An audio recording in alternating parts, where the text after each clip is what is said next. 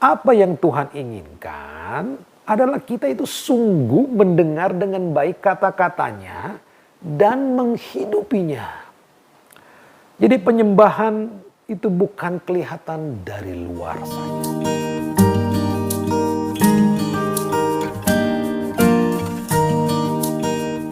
Shalom, sekarang kita masuk episode ke-24, masih di dalam masa kerajaan dan kita akan mulai membicarakan raja pertama Israel, yaitu Saul.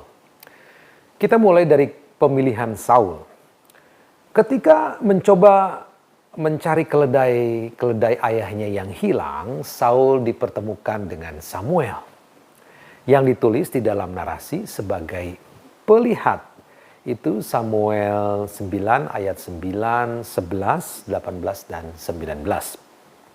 Di masa di mana setiap orang melakukan apa yang baik di matanya, Samuel itu dipandang sebagai orang yang dapat melihat dengan benar apa yang menjadi kehendak Tuhan. Samuel memberitahu Saul tentang rencana Tuhan, ya, bahwa ia akan menjadi seorang penguasa yang akan menyelamatkan umat dari musuh-musuhnya. Kata penguasa ini memang berbeda di Alkitab yang ditulis sebagai raja. Karena diterjemahkan di dalam bahasa Inggris, ya, king. Tetapi bahasa aslinya itu nagid. Lebih tepat diterjemahkan sebagai penguasa. Kalau raja itu meleh, ya. Jadi ada maksudnya. Karena Samuel itu menahan diri untuk menyebut Saul sebagai raja. Ya, ini indikasinya itu Samuel itu bersikeras hanya ada satu raja di atas Israel.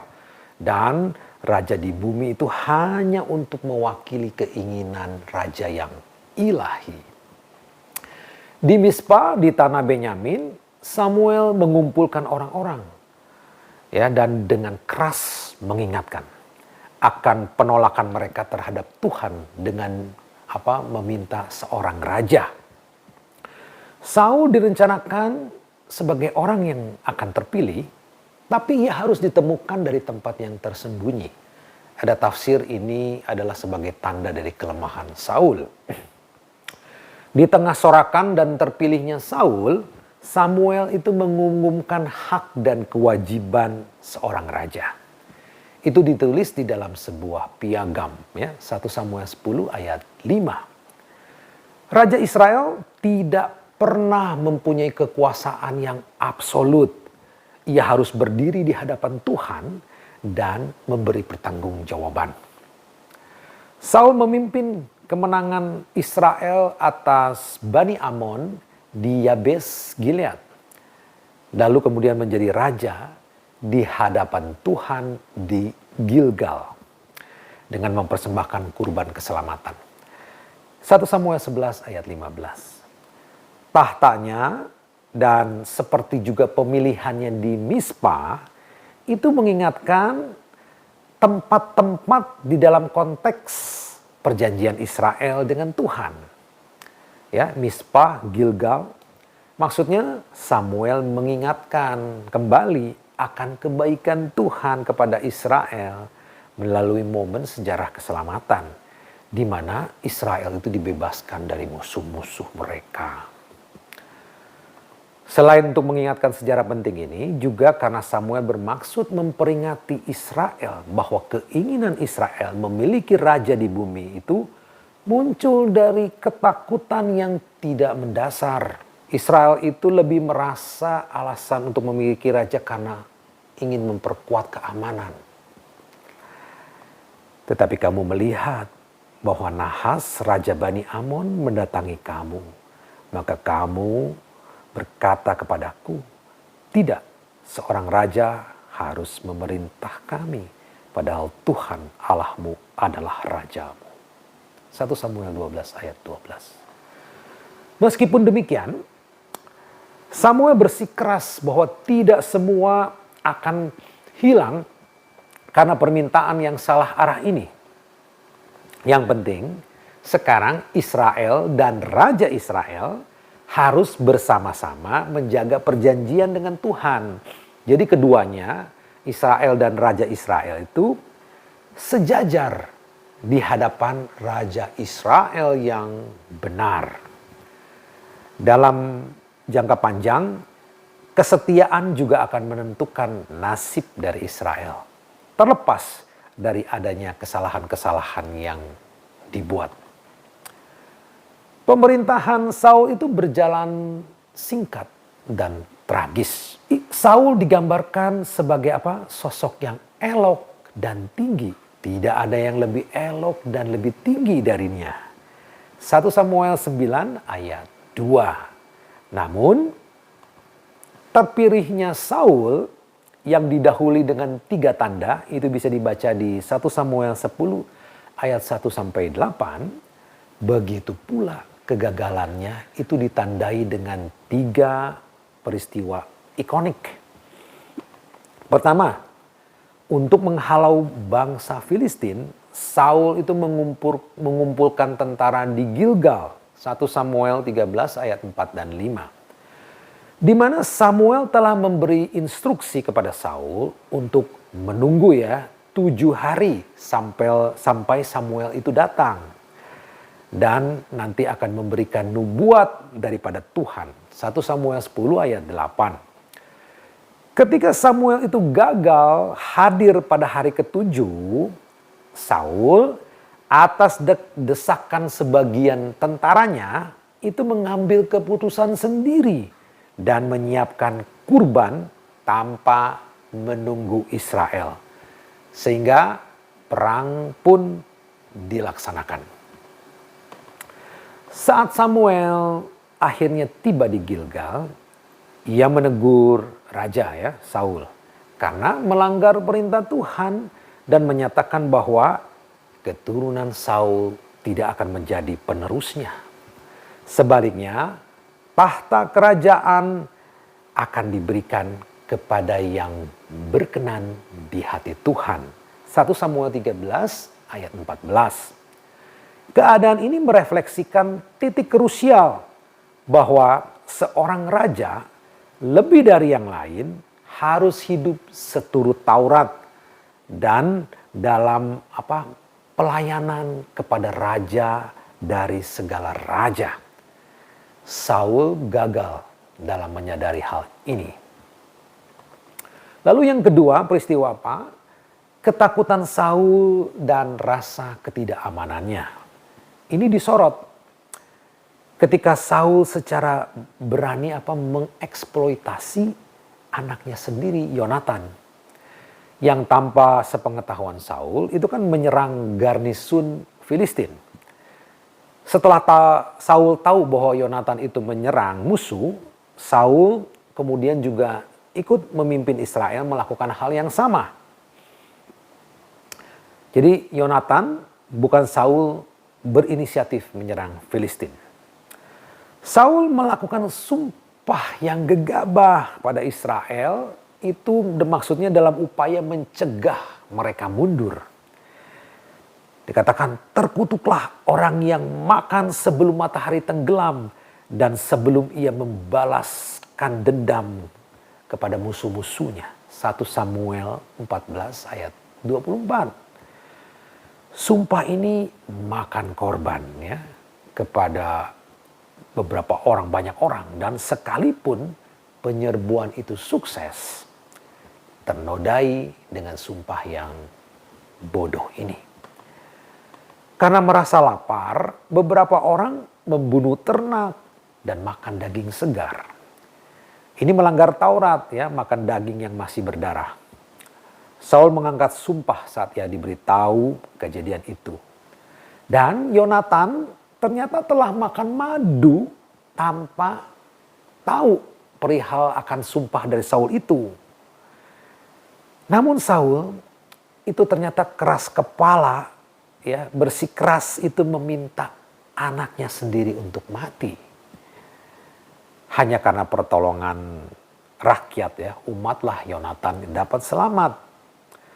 Jadi ketakutan Saul dan rasa tidak amannya ini mengarahkan segala tindakannya. Mulai dari sumpah gegabahnya dan juga kurang penyesalan ya yang hampir mengakibatkan kematian anaknya sendiri. Bukannya memilih untuk mengakui bahwa ia salah, Saul memilih menyelamatkan mukanya, ya dalam tanda kutip mungkin tahtanya maksudnya, daripada anaknya sendiri. Lalu yang ketiga, ya, akhirnya Saul itu mengabaikan larangan Herem. Setelah kemenangan atas Amalek, ia menyelamatkan Agag, raja Amalek. Ini dilarang ya, dan juga mengambil beberapa jarahan pilihan. Ketika dikonfrontasi oleh Samuel, Samuel ngeles ya 2 kali menyalahkan umat, menyatakan bahwa ia bermaksud mengorbankan ternak untuk Tuhan dan menyangkal segala ketidaktaatannya.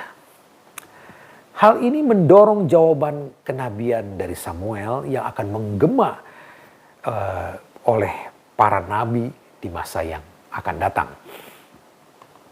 Apakah Tuhan itu berkenan kepada korban bakaran dan korban sembelihan sama seperti kepada mendengarkan suara Tuhan?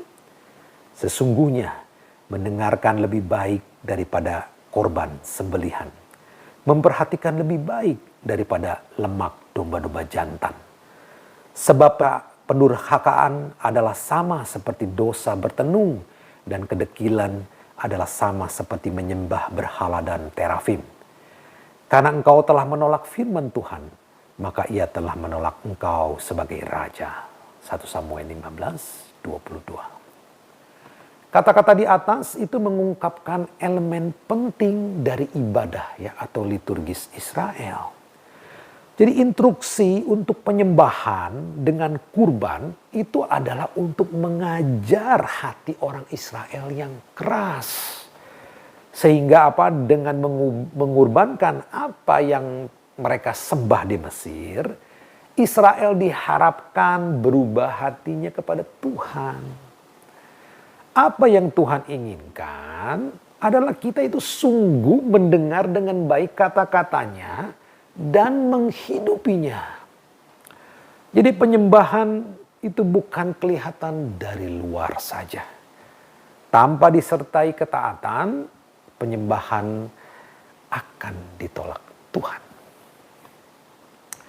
Seluruh peristiwa memperlihatkan rasa tidak aman daripada Saul yang dalam ya. Dan reaksinya terhadap hal ini membuat kesalahan tragisnya itu menjadi terang benderang. Aku telah melanggar perintah Tuhan dan perkataanmu, karena aku takut kepada rakyat dan mematuhi suara mereka.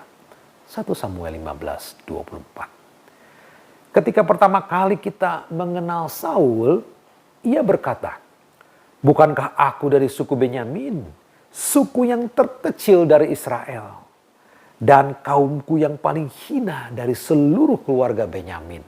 1 Samuel 9 ayat 21. Kita mungkin menafsirkan ini sebagai apa? Kerendahan hati. Tetapi semakin kita mengenal Saul, justru gambar yang berbeda muncul.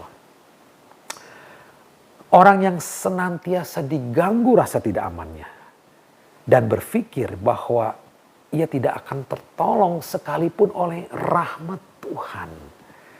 Identitasnya bukanlah orang yang bersikap mengandalkan Tuhan yang dapat mengubahnya, tapi lebih peduli dengan persepsi orang lain sebagai pemimpin.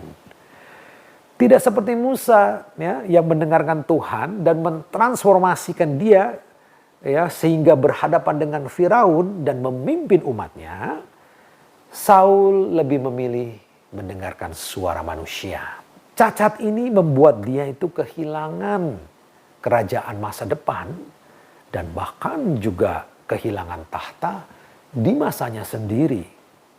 Samuel mengumumkan, Tuhan telah mengoyakkanmu dari jabatan raja hari ini dan memberikannya kepada orang lain yang lebih baik dari engkau. 1 Samuel 15 ayat 28. Kita tahu siapa itu yang lebih baik ya. Kita akan masuk dengan Daud. Kita akan buat pengantar sedikit tentang Daud di episode berikut ya. Jadi Samuel itu kan dipanggil lagi untuk mengurapi raja yang akan datang. Dan melihat karakter yang diinginkan, dan kali ini ia lebih berhati-hati. Tuhan kemudian mengirim Samuel ke Bethlehem, ke rumah Isai. Dia dari suku Yehuda. Dengan janji Tuhan akan mengungkapkan ya yang terpilih. Semula Samuel itu mengira Eliab, anak Isai yang tertua, karena tinggi badannya. 1 Samuel 6 ayat 7. Namun Tuhan menolak Eliab. Seperti ia juga menolak Saul, Raja Israel. Tema ini akan berulang pada narasi berikutnya.